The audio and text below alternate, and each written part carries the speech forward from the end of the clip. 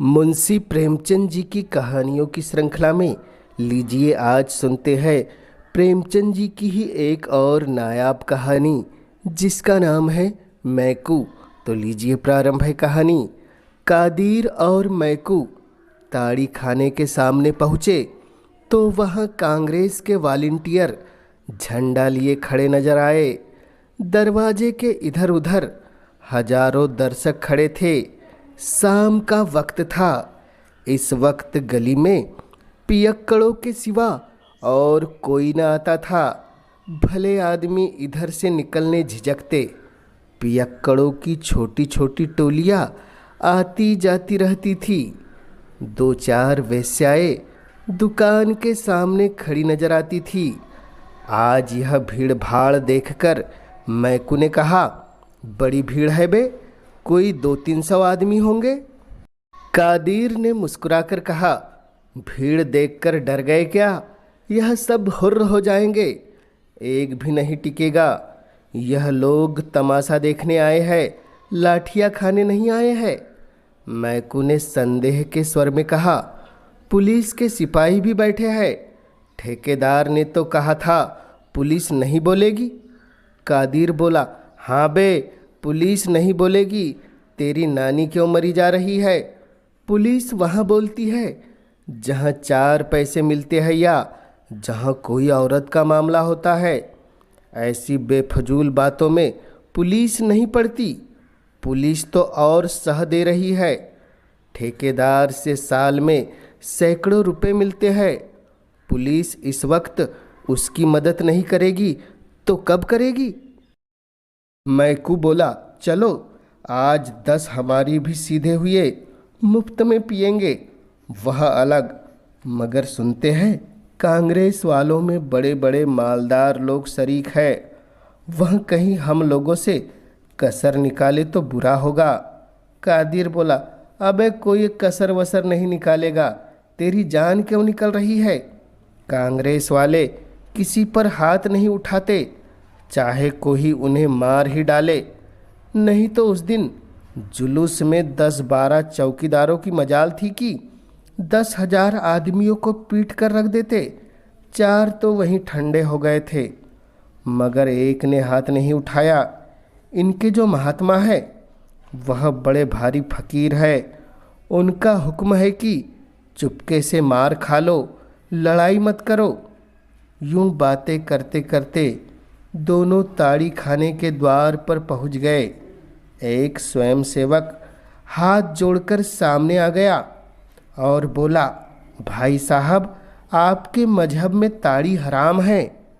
मैकू ने बात का जवाब चांटे से दिया। ऐसा तमाचा मारा कि स्वयंसेवक की आंखों में खून आ गया। ऐसा मालूम होता था गिरना चाहता है। दूसरे स्वयंसेवक ने दौड़कर उसे संभाला। 5 उंगलियों का रक्तमय प्रतिबिंब झलक रहा था, मगर वॉलंटियर तमाचा खाकर भी अपने स्थान पर खड़ा रहा। मैकू ने कहा, अब हटता है कि और लेगा?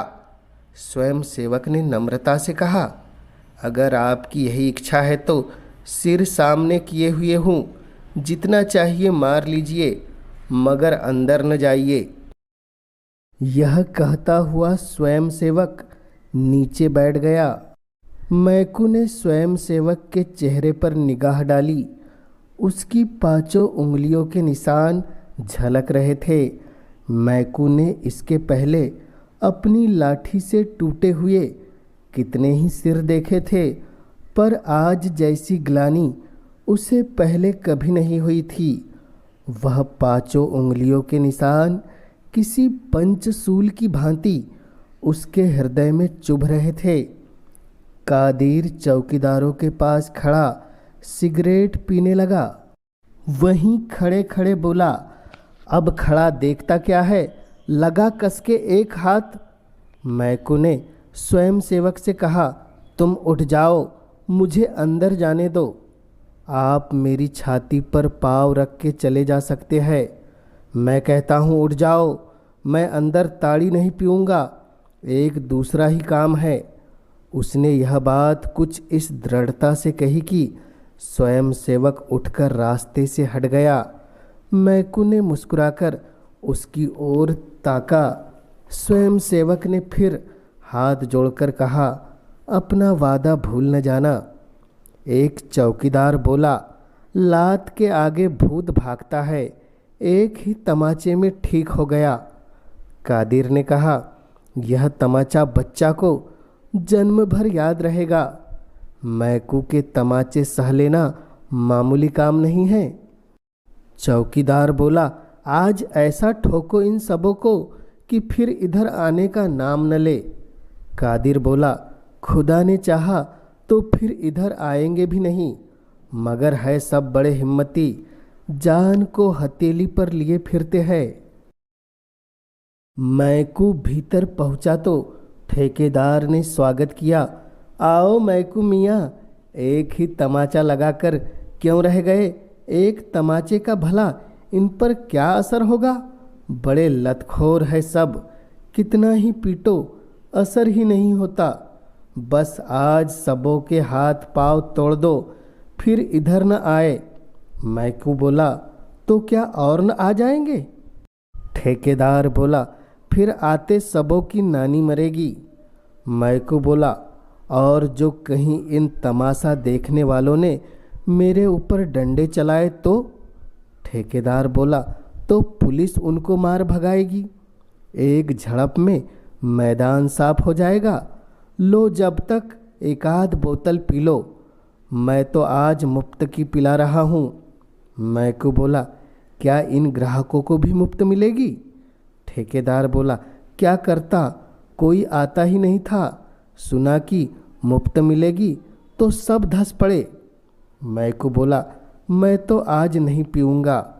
ठेकेदार बोला, क्यों?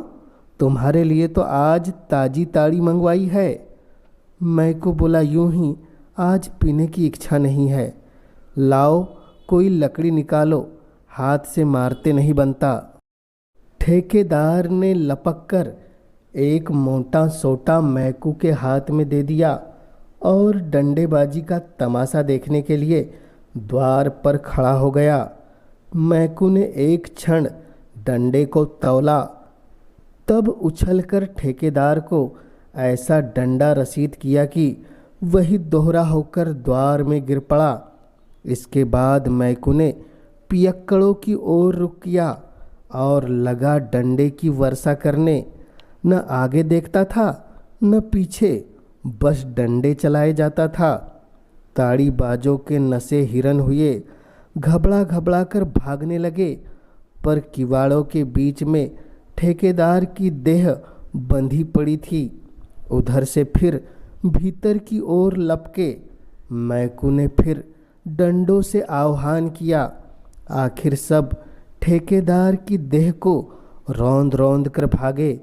किसी का हाथ टूटा, किसी का सिर फूटा, किसी की कमर टूटी।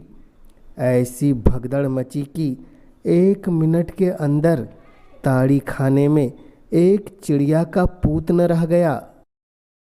एकाएक मटकों के टूटने की आवाज़ आई। स्वयं सेवक ने भीतर झांक कर देखा तो मैकू मटकों को विध्वंस करने में जुटा हुआ था। वह बोला, भाई साहब, अजी भाई साहब, यह आप गजब कर रहे हैं। इससे तो कहीं अच्छा कि आपने हमारे ही ऊपर अपना गुस्सा उतारा होता। मैकू ने 2-3 हाथ चलाकर बाकी बची हुई बोतलों और मटकों का सफाया कर दिया और तब चलते चलते ठेकेदार को एक लात जमाकर बाहर निकल गया। कादिर ने उसको रोककर पूछा, तू पागल तो नहीं हो गया बे? क्या करने आया था और क्या कर रहा है? मैकू ने लाल लाल आँखों से उसकी ओर देखकर कहा, हाँ, अल्लाह का शुक्र है कि मैं जो करने आया था वह नहीं करके कुछ और ही कर बैठा। तुम में कुव्वत हो तो वालिंटरों को मारो, मुझ में कुव्वत नहीं है। मैंने तो जो एक थप्पड़ लगाया उसका रंज अभी तक है और हमेशा रहेगा। तमाचे के निशान मेरे कलेजे पर बन गए हैं।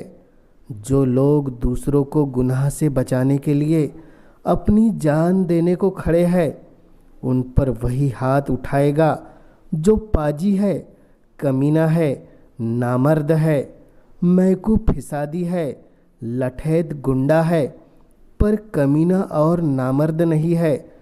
कह दो पुलिस वाले से, चाहे तो मुझे गिरफ्तार कर ले।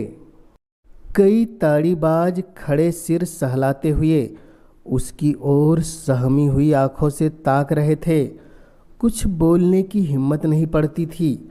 मैकू ने उनकी ओर देखकर कहा, मैं कल फिर आऊँगा।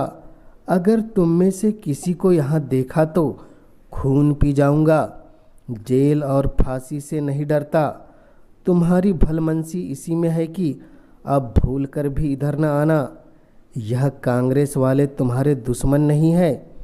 तुम्हारे और तुम्हारे बाल बच्चों की भलाई के लिए ही तुम्हें पीने से रोकते हैं। इन पैसों से अपने बाल बच्चों की परवरिश करो, घी दूध खाओ। घर में तो फाके रहे हो, घरवाली तुम्हारे नाम को रो रही है और तुम यहाँ बैठे पी रहे हो। लानत है इस नशेबाजी पर। मैकू ने वही डंडा फेंक दिया और कदम बढ़ाता हुआ घर चला। इस वक्त तक हजारों आदमियों का हुजूम हो गया था। सभी श्रद्धा, प्रेम और गर्व की आंखों से मैकू को देख रहे थे।